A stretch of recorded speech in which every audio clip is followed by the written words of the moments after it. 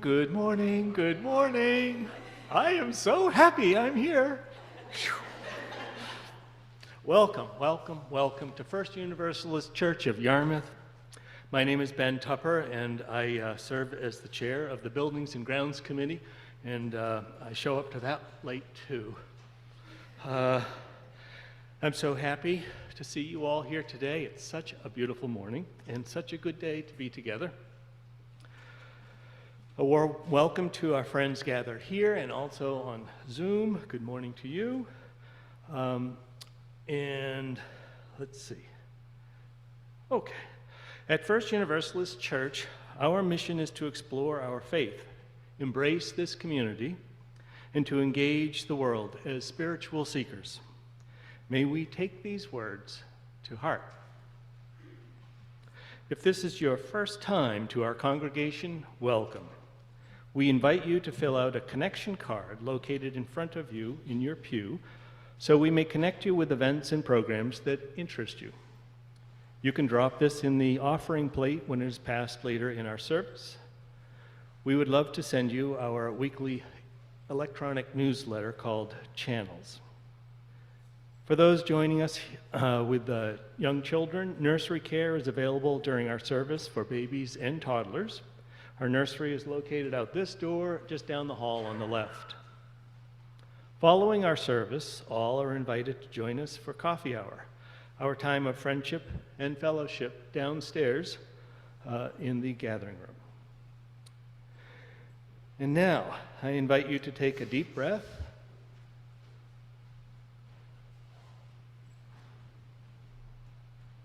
and settle into this time together.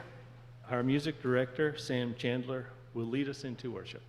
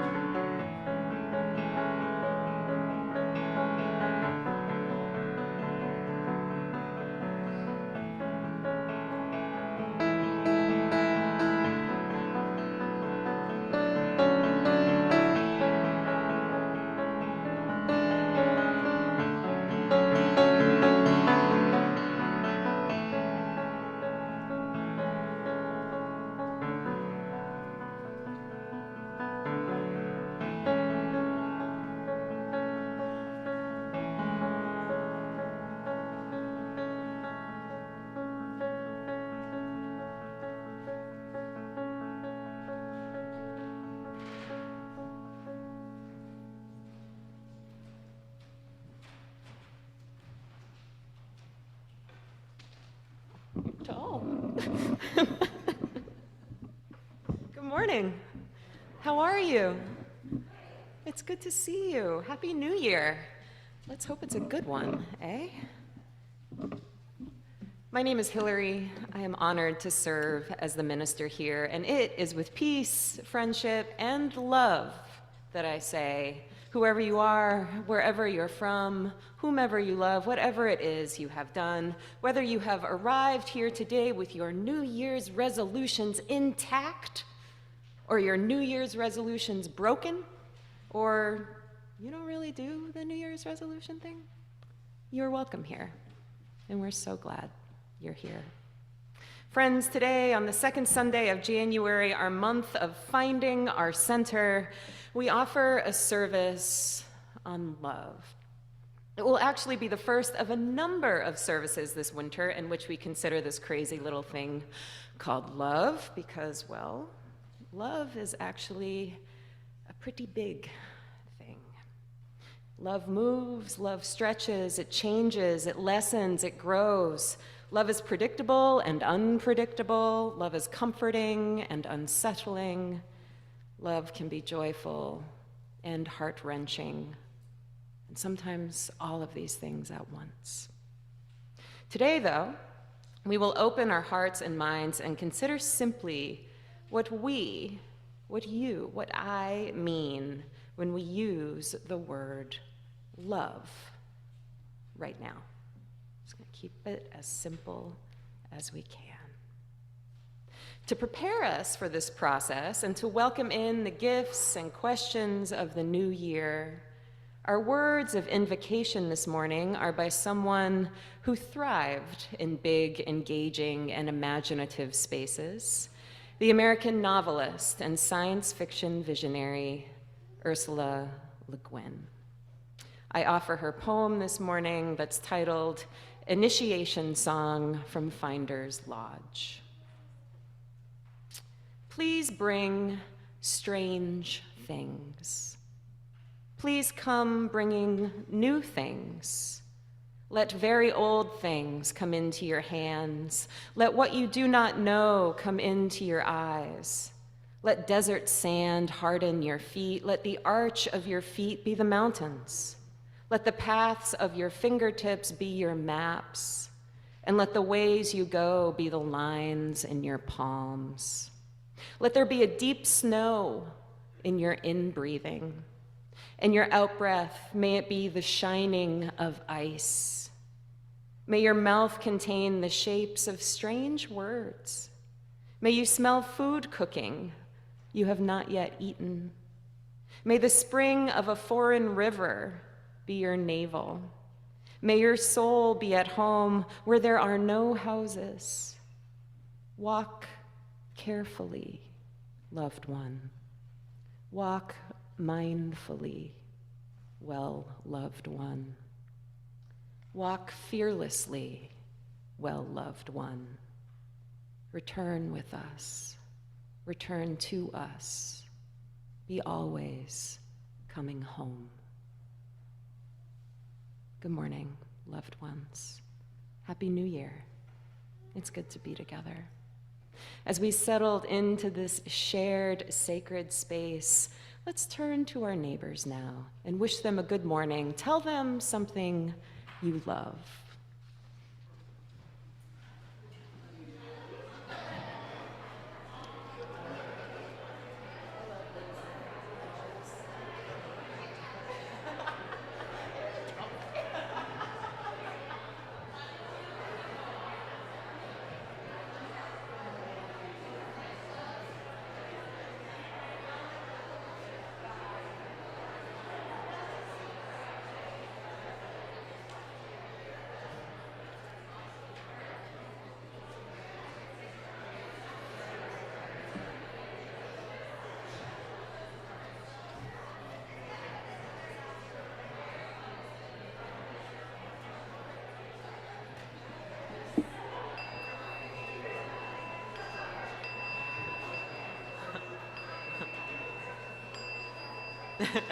Order in the church, order in the church. Here we go.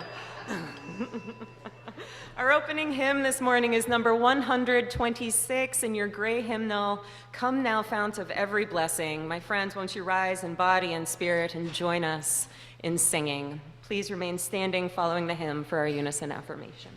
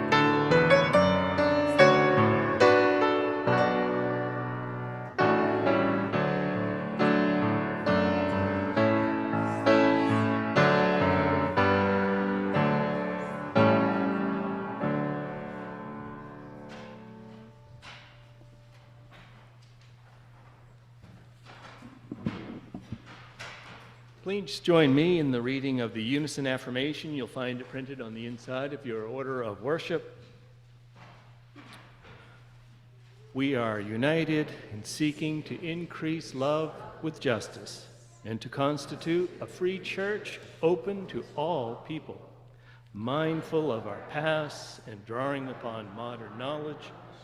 We respond to the spiritual needs of persons and are devoted to the common good in community, nation, and world. We cherish the integrity of each individual and search for truth with reason as our guide. We respect differences of opinion and strive to be a democratic community. We are concerned with this world and open to the future. At this time, if there are, go ahead, please. If there are any young folks, young at heart, young in size, would like to join me in the chalice lighting, please meet right down here.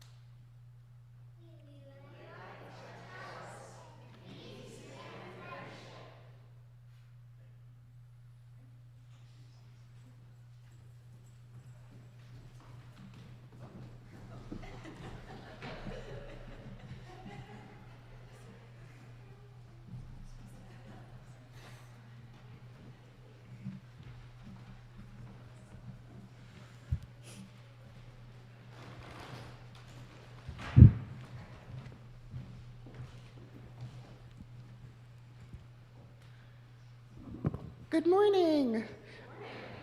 Good morning. Okay, so today for our Time for Wonder, it's a little bit different.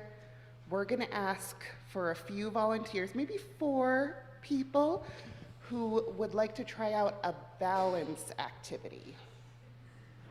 A balance. Okay, I knew you up, Stella. Stella? Ooh, Forrest? come on up. Anybody else? Okay. Oh, Joanna? Joanna, And Hillary? Great. Okay. come on up. So what we're going to need is some of these hymnals.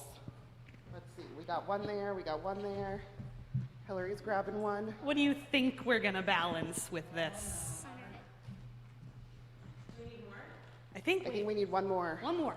Should I? Oh, yeah, good idea. Someone might have an advantage. We'll see. All right. Okay, You're good at doing it? All right. We are going to try to balance these hymnals on the top of our head. Now, you can decide if you want to twist it this way, whatever you want to do. Let's all see. right, Here, let's go try for it. Let's try it. No. I think it's... Hillary's cheating. Oh. Stella. Oh, nice. so close. Forrest. Excellent. Joanna.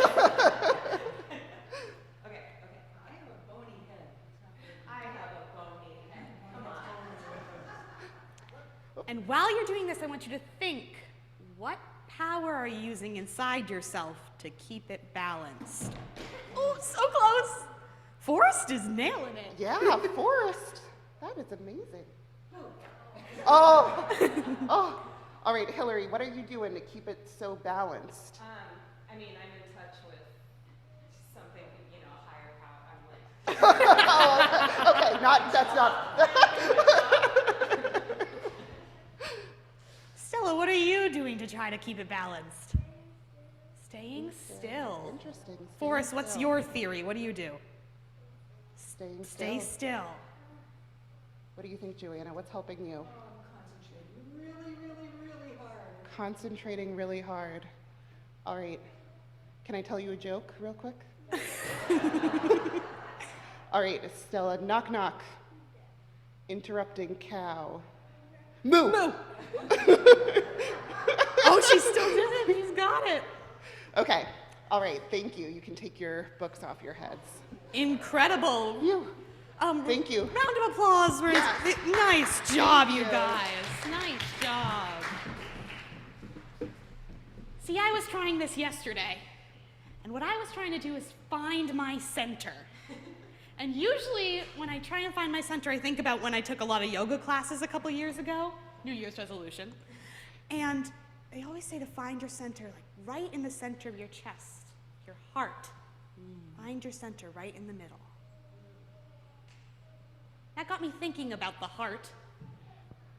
And I think a lot of the time when I'm confused, or if I'm trying to find myself, I go back to my heart.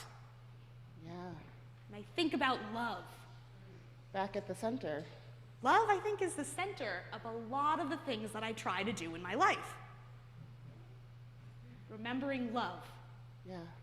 Do I always think about love when I have a book balanced on my head? Not necessarily. But in other instances, yeah. I Yeah. think about love.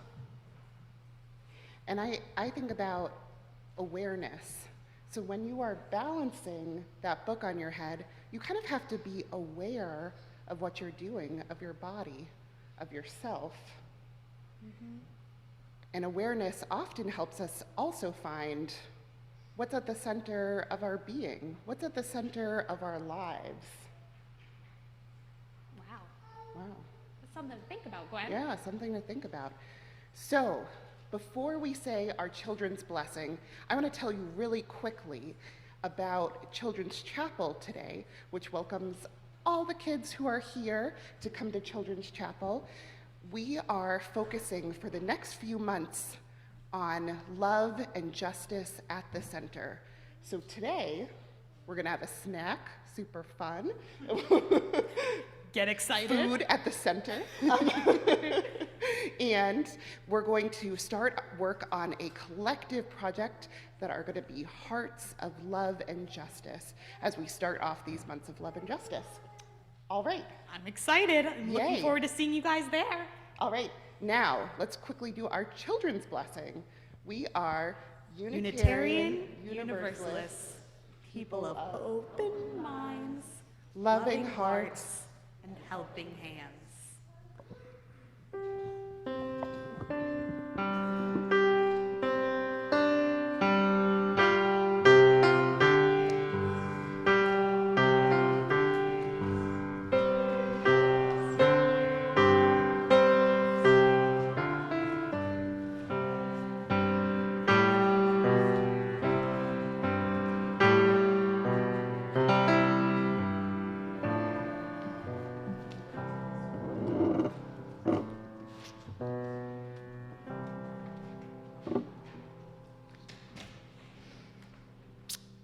We now come to the time in our service that we set aside for quiet prayer and meditation.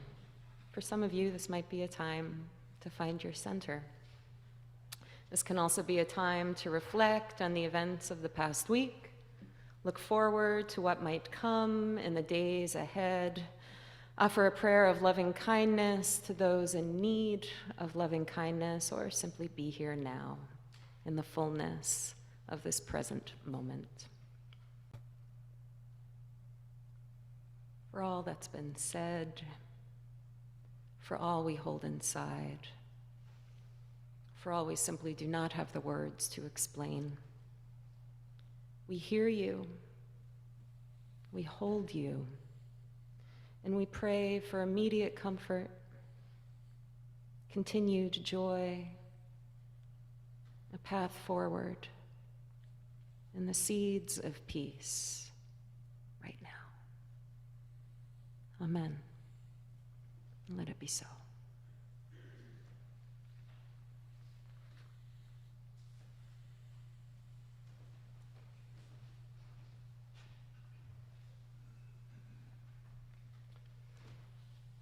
Acting on the belief that every person has the right to flourish with dignity and worthiness, this week's half plate is shared with In Her Presence. Organized and led by immigrant women living in Maine, In Her Presence offers workshops such as single mom support, parent coaching, senior support, and business cross-cultural conversations. In Her Presence provides a platform for immigrant women and children to better integrate and succeed here in Maine. For those in the sanctuary this morning, we will be passing the offering plate to one another. For those gathering with us online, you are invited to make your offering using the donate button on the order of worship. You may also make your offering by dropping a check in the mail. We thank you so very much.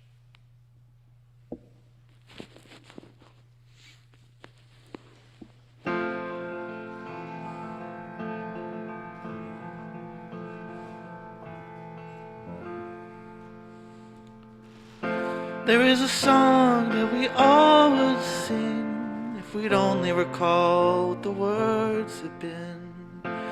We'd be singing everything right until the star rolled up into the morning light.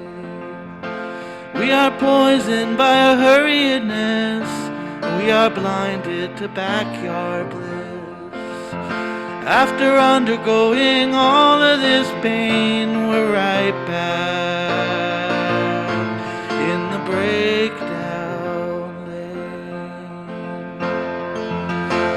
After all is said and done, you'd be so forlorn. I don't want to be free if free means you cannot be airborne. Summer came like a burial ground, summer dresses of black and brown. All the pretty boys out on the street solemnly sweating. When we call out into the dark, will we be answered by willing hearts? Are we all one in the same, playing a grossly unwinnable game?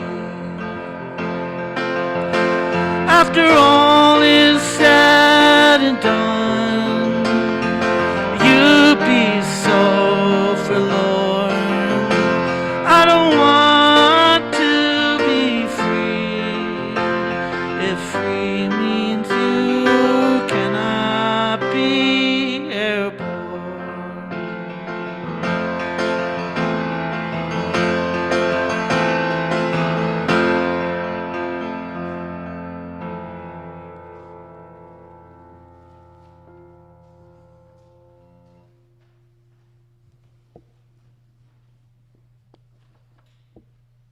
Thanks, Sam. Will you rise and join in singing our song of thanksgiving, my friends?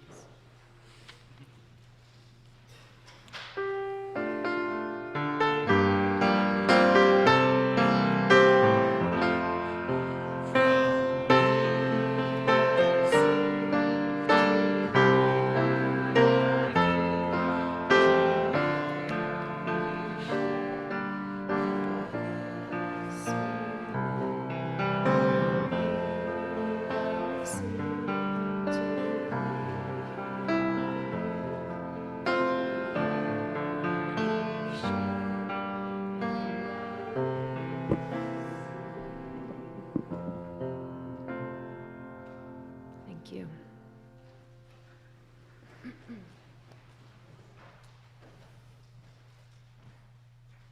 Our reading this morning is written by the self-described Black lesbian mother warrior poet, Audre Lorde. It is an excerpt from her brilliant essay, "Poetry is Not a Luxury." She writes, "There are no new ideas. There are only new ways of making them felt. of examining what our ideas really mean, of examining what our ideas really feel like on Sunday morning at 7 a.m., after brunch, during wild love, making war, giving birth, while we suffer the old longings, battle the old warnings and fears of being silent and impotent and alone, while tasting our new possibilities and strengths.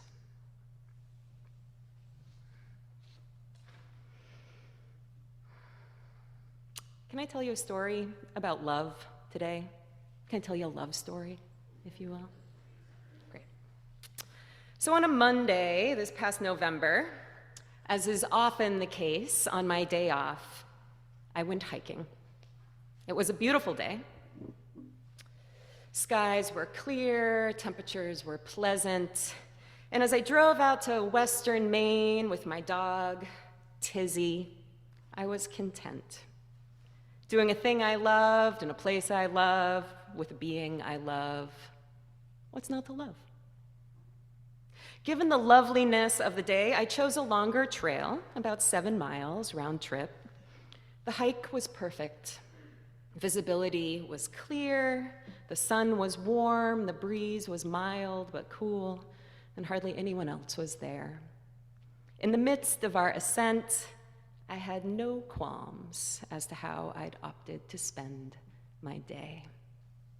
When we made it to the summit, about 3.5 miles up, I found a comfy spot to sit and dropped Tizzy's leash so she could lie down next to me without getting all tangled up in it.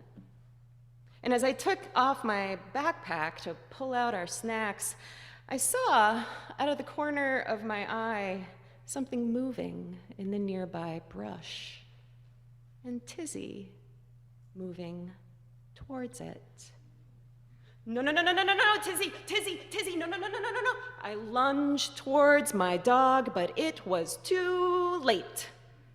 She'd already bitten down on the unsuspecting but well-prepared porcupine. I know. I grabbed her harness and yanked her away, quills flying left and right, and the porcupine scurried off. I bent down to assess the damage and saw my beloved friend with a face full of bloody spikes. And folks, I hate to break it to you, but your mindful minister here, she lost it. Expletives were flying out of my mouth like more porcupine quills, along with "Why?" and "Are you kidding me?" and "We were having such a nice day." Millennial that I am, once I regained a semblance of a center, I pulled out my phone and Googled "dog, porcupine, help." Don't pull the quills out yourself and get the dog to a vet were my primary directives. I proceeded to Google local vets and call them one after another. No openings, so sorry we close early on Mondays. Go to the emergency vet, 2.5 hours away. All this, I remind you, while holding on to my dog, who was fiercely rearing next to me. Finally, I managed to get a hold of a vet about 30 minutes from the bottom of the mountain who could see us in 90 minutes. Now, we just had to get to the bottom of the mountain, 3.5 miles down, in an hour. Okay, Tizzy, we have to go. I released my grasp on her harness, held the end of her leash, and began my descent, only to have my arm yanked taut behind me. Tizzy had statued, frozen still. She looked at me defiantly. I wondered what her narrative of this situation was. In her mind, was this my fault? Had I done something? "Tizzy, let's go! You need to come! Come here!" Nothing. She turned her head, a calming signal, sure, but she had an attitude with it. "Seriously? Seriously? We have to go." Not budging. I took a deep breath, grabbed my face with my hand, and did the only thing I could think to do. scooped up my 60-pound dog in my arms, being careful to keep her prickly face away from mine, and began a wobbly but steady descent down the trail. It's true, I'm not a big guy, but I'm pretty strong, guys. I'm pretty strong, to an extent. I carried Tizzy for about 3 minutes before I had to put her down, at which point she just statued again. I shouted firmly for her to come. And I started to run down the mountain thinking maybe she'd follow, but nothing. I took a deep breath, walked over, and picked her up again. It continued this way for about 1.5 miles before my legs became too wobbly and the broken ankle close calls far too frequent. I set Tizzy down. My voice was hoarse from shouting. My pulse was pounding through my whole body. And I looked at my poor friend, trembling, drooling, bleeding. I hated seeing her this way. And so I did the only thing that made sense at that moment. I sat down and cried. It had been well over an hour since we left the summit. The sun had sunk in the sky. The air was colder now, the shadows longer. We'd missed our appointment at the vet. The task ahead felt impossible. I looked at Tizzy. Please, please, come. This is for you. I stood up. She looked away. Tizzy, for the love of God, let's go. Nothing. I took a deep breath, relaxed my shoulders, wiped my eyes. Hey, good girl. You're a good girl. I love you, Tizzy. You're a good girl. She looked at me. Oh, what a good girl. Such a good girl. Let's go. Do you want to? Let's go. My friends, the dog started to walk. Such a good girl. Come on, let's go. Let's go. And we ran pretty much the rest of the way down the mountain. My knees throbbing, my hamstrings burning. She statued here and there, and at one point veered off the path to chase a squirrel, but all it took for us to get back on track again were some gentle, kind, and calming words. We made it to the bottom in record time and hopped in the car. I figured we might as well go to the vet anyway and just see if they would help us. And miraculously, when we arrived, they'd had 2 cancellations and their schedule was wide open. And as we are led to believe at the end of all love stories, everyone lived happily ever after. The end. Yeah, right. Let's instead say everyone went on living their lives, having learned a thing or two about love. The end. In the weeks that have passed since Tizzy's mountaintop porcupine adventure, there have certainly been some other memorable days and events that have transpired.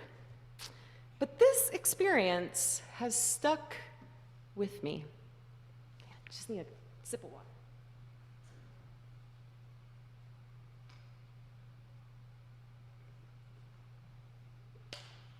If you attended our Zoom service in the days following the hateful messages we received in December, you may remember that I asked you, and in doing so asked myself, what does it mean to put love at the center of everything?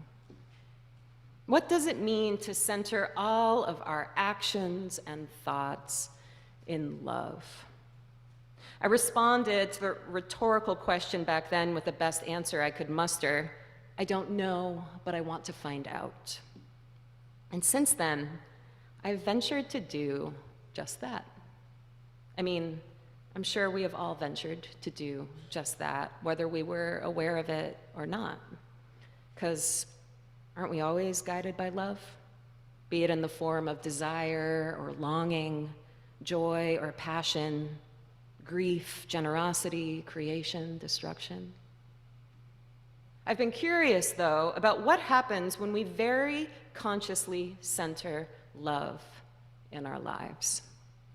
For doing so is not just the instinctual call of our hearts, minds, and bodies, it's also the call of our faith at this moment. If you think back to even earlier in November, I shared the developments of the Article 2 Study Commission, a group of UU leaders charged with reviewing and revising our principles and purposes. After multiple years of study and reflection, the group released an initial draft of their revisions last fall, and the final draft is due out any day now. It likely won't be much different than the initial draft we saw, in which our principles were replaced with 6 one-word values that encircled the word love. 6 values of our faith centered in love. I shared in that sermon that my initial reaction to these changes was, and that the values were then emboldened for me when we approached the election. They offered clarity in what I valued and wanted my elected leaders to value as well. What I didn't share in that sermon, though, was a big, squinty-eyed question I had about this whole thing. What do y'all mean by love? Love is the enduring force that holds us together, the Article 2 draft reads in its introduction. We draw from our heritages of freedom and reason, hope and courage, and build on a foundation of love. Love inspires and powers the passion with which we embody our values. I mean, sure, I'm down. Sounds good. But again, what do you mean by love? Granted, this is not the first time someone has asked this question. Much time and consideration has been given to the meaning of love over the millennia. The Greeks had their definitions of love, agape, philia, eros. The Buddhists have their definitions of love, maitri, karuna, mudita. There's Paul's letter to the Corinthians in the New Testament that states love is patient, love is kind, etc., etc. We even get the contemporary love languages, gift-giving, service, words, time, touch. But when we talk about living our values with love at the center, what are we? What are you? What am I talking about?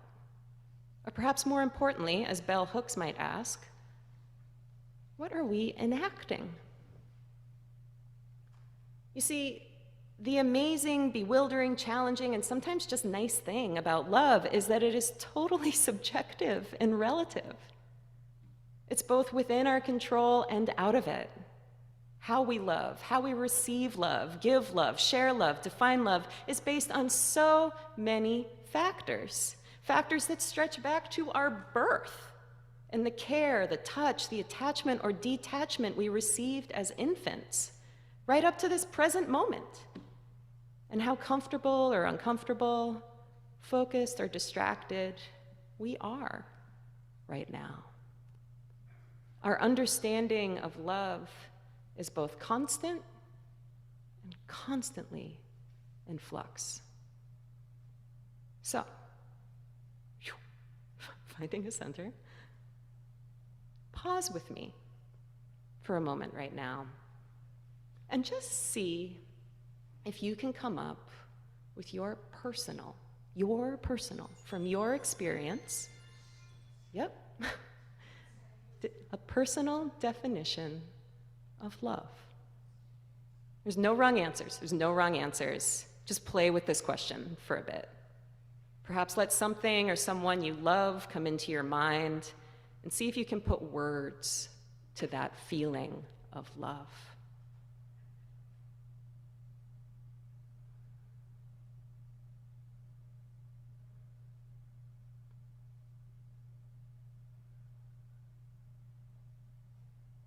What does love mean?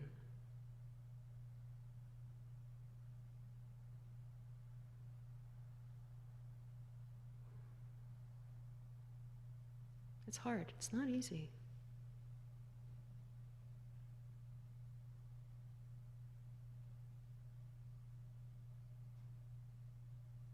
Does anyone have a definition of love? Or even a word? A synonym? That you want to share? Yeah. That which binds us. Nice. That which binds us. Tender acceptance.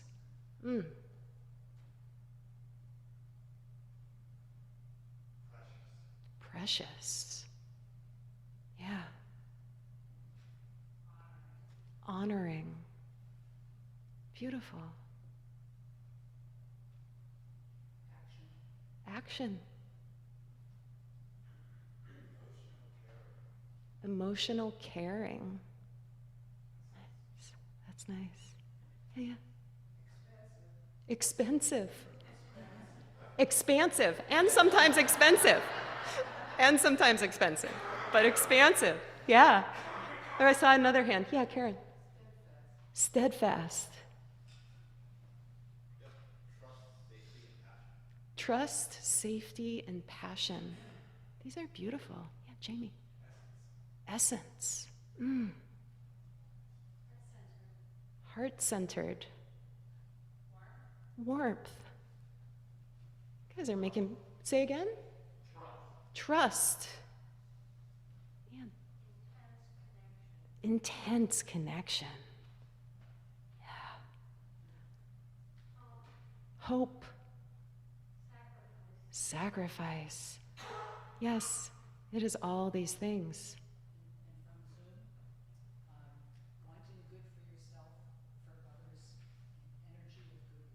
Wanting good for yourself and others and an energy of goodwill. Cherished respect. Nice.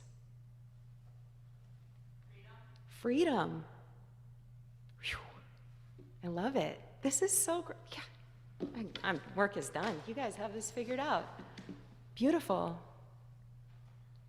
The definition I came up with as I pondered this was, love to me means thinking and acting in such a way that I thrive and enjoy my life, and the living beings I interact with thrive and enjoy their lives. It was nice. It shifts. I kept thinking, so what am I feeling when I am just loving Utz Ripple potato chips? Like, what is that love? You know? Intense connection? Yeah.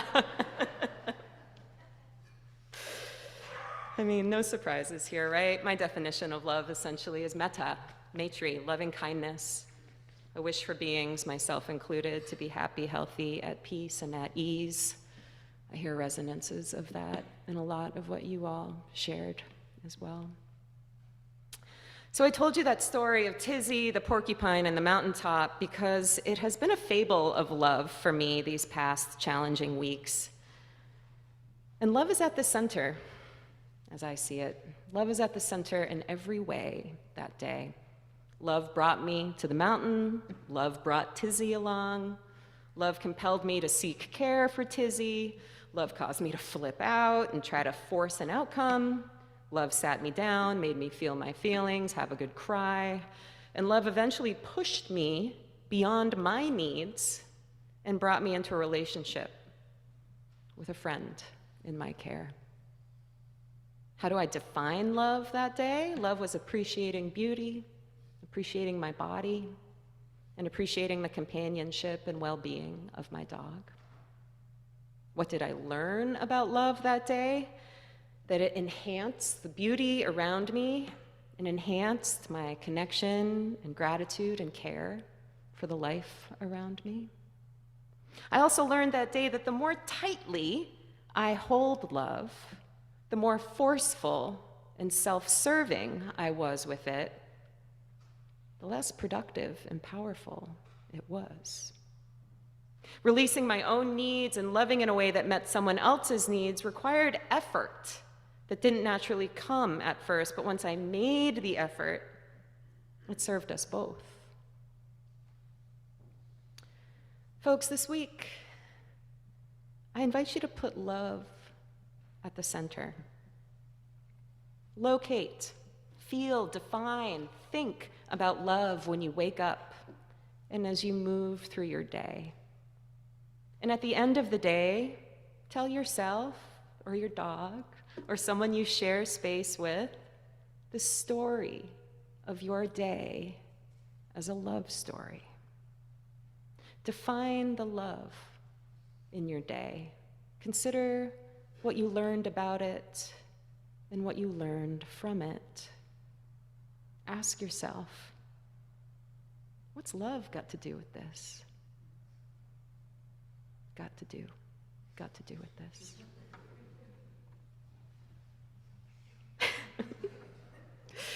Love is not a new idea, my friends, but as the fierce and fiercely loving Audre Lorde teaches, there are no new ideas. There are only new ways of making them felt, new ways of examining what our ideas really mean, new ways of examining what our ideas really feel like. This Sunday is the first of several in which we're going to spend some time exploring our constant and constantly changing love. And these weeks ahead, my friends, are not just going to be about me yammering on up here about concepts of love. No. These weeks of love, in honor of Bell Hooks, are also going to be a time of enacting love. Because, yes, love is a thought, but love is also an action. And so next Sunday, we're beginning a month of radical acts of loving kindness. This is our response to the hate we received in December. More love. Gwen, lay leaders, and I are developing a selection of weekly, accessible, enjoyable, and challenging loving actions we would love for everyone to commit to enacting in a meaningful way. These are actions that are rooted in justice and peace and friendship and joy, all the things that I would argue are the values here at First U, values centered in love. So this week, as we gear up for these radical actions, your job is gaining a bit more clarity about this big, big, big, big thing called love in your life. Keep it close. Keep love close this week. Keep it as your center. And for those who are feeling some love for the porcupine in the story, I am pretty certain that he, she, they walked away from the scene of the attack with 50-something fewer porcupine quills, but otherwise was absolutely fine. My friends, may you know that love is always there with you. And may you know that love is always here for you. Amen. Let there be love, and let it be so.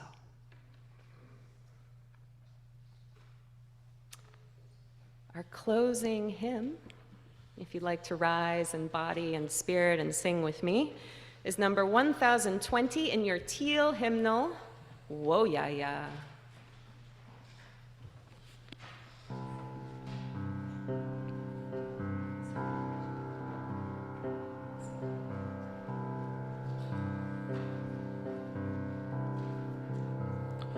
We are going,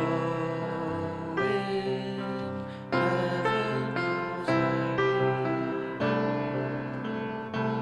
But we know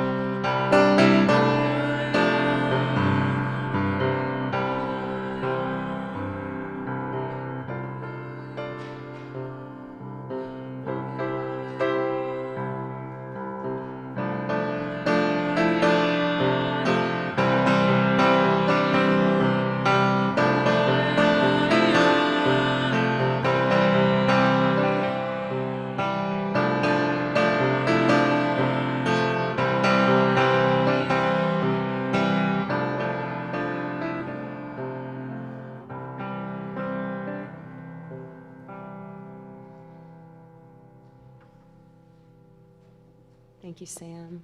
Thank you, Ben. Thank you to our tech crew, Pete and Joanna.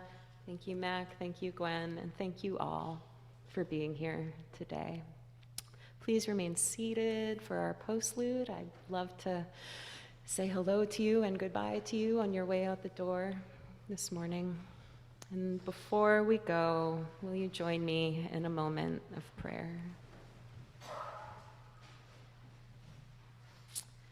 May all beings be free of suffering and the causes of suffering.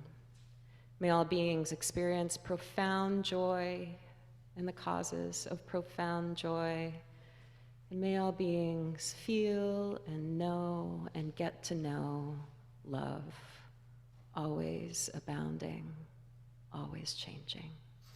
Let it be so. Ben, will you lead us in our unison benediction? The unison benediction is printed in the order of worship. For those who come here seeking God, may God go with you. For those who come embracing life, may life return your affection. For those who come to seek a path, may a way be found and the courage to take it step by step.